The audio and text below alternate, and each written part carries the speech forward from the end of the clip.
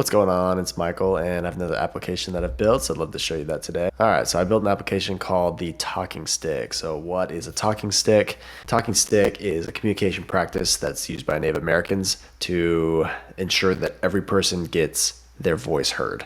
So a lot of times in meetings, you're sitting there, people are talking over each other, or there's a dominant person that's talking and everyone else is listening, right? But those people that maybe aren't as vocal are not actually getting their point across. So this is a communication tool where the person that holds the talking stick, like if you're in a physical room, you can actually have a stick that you hold or an object. And when that person holds the object, only that person can talk and everyone else has to listen. And then you can pass the talking stick, or you can put the talking stick down and someone else can pick it up.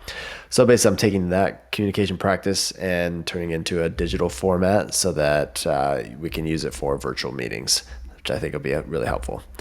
So basically what you do is you go here and you add participants. So I've made it so you can add comma separated, or you can just add it single as well. So let's say we add these people in here, and now we have a list of participants, right? And then we could start a timer over here. It starts with default 5 minutes. You don't have to use a timer if you don't want.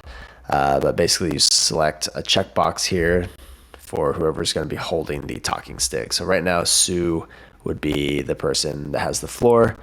And maybe we could start a timer here, and you can have Sue talk about whatever topic is needed. Maybe it's good for conflict situations, or trying to get out different brainstorming things. You have different ideas for whatever you're working on.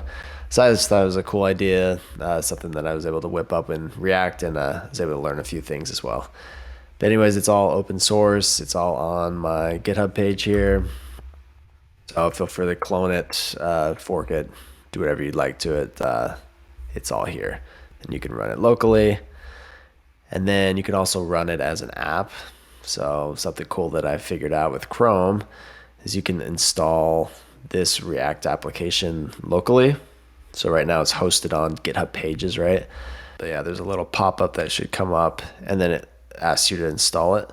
So that's what I did here. So I now have something on my dock where I can install this application here, and then I can have it just on my desktop, which is pretty cool.